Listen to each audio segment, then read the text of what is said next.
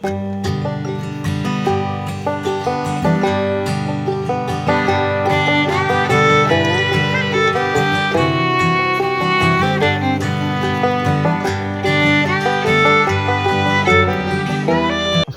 warahmatullahi wabarakatuh. Kembali lagi ke channel saya, Entok Medan Channel. Halo, apa kabar sahabat peternak entok seluruh Indonesia? Apa kabar semuanya?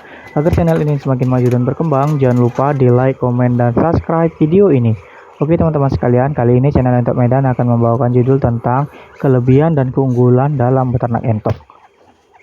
Oke, simak video ini tanpa di skip-skip agar teman-teman sekalian bisa paham apa yang akan saya sampaikan di video ini.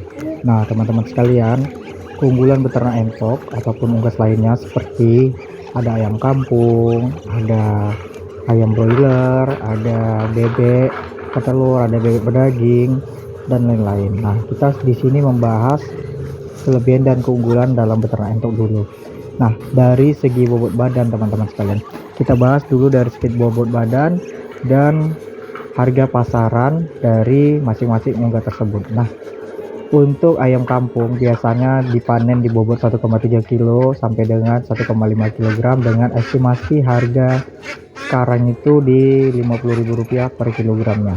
Nah, jadi dia hanya di bobot 1,5 aja ya teman-teman sekalian. Lebih dari itu sudah terlalu besar menurut saya ya, sesuai observasi yang sudah saya lihat di pasaran yang ada.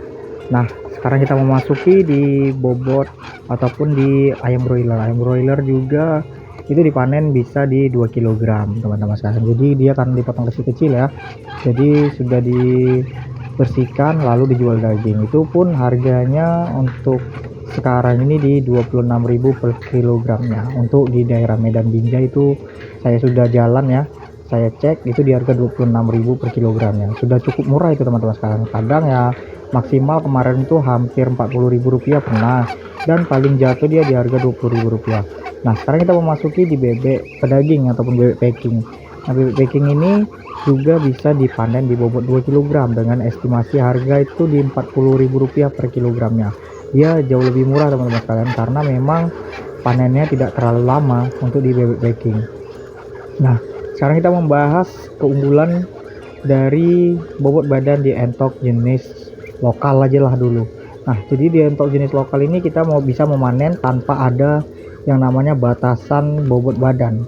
Jadi mau itu bobot 2 kilo, 3 kilo, mau 4 kilo pun tetap ada pasarannya. Malah semakin basur tua semakin banyak peminatnya.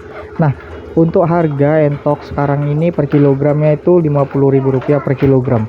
Jadi untuk teman-teman sekalian, kalau mau memanen itu boleh di 5 bulan nggak apa-apa teman-teman sekalian.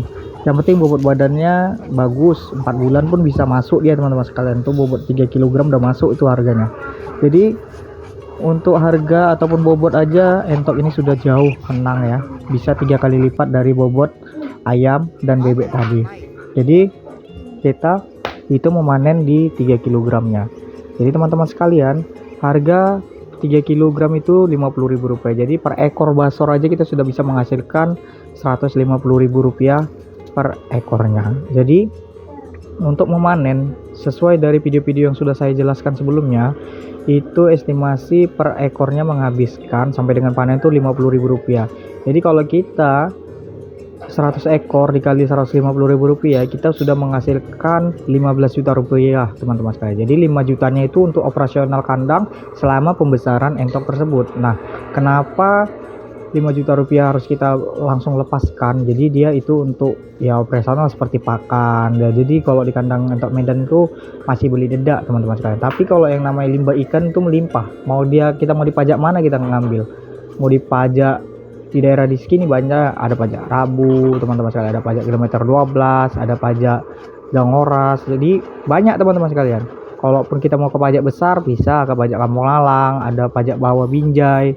Jadi di sini banyak, setiap hari kita bisa ngutip. Kalau cuma 5 kilo itu gampang lah dapatkannya untuk limbah-limbah ikan, ataupun 10 kilo itu masih mudah teman-teman sekalian. Jadi murah estimasinya karena memang biaya kosnya hanya habis di dedak saja.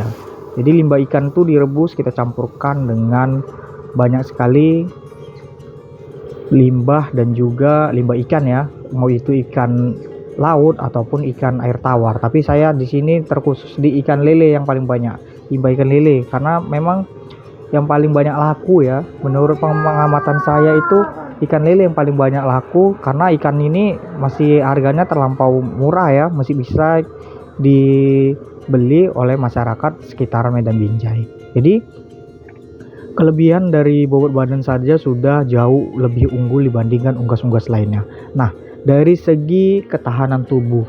Jadi dari segi ketahanan tubuh, entok ini jauh lebih kuat dibandingkan ayam dan bebek.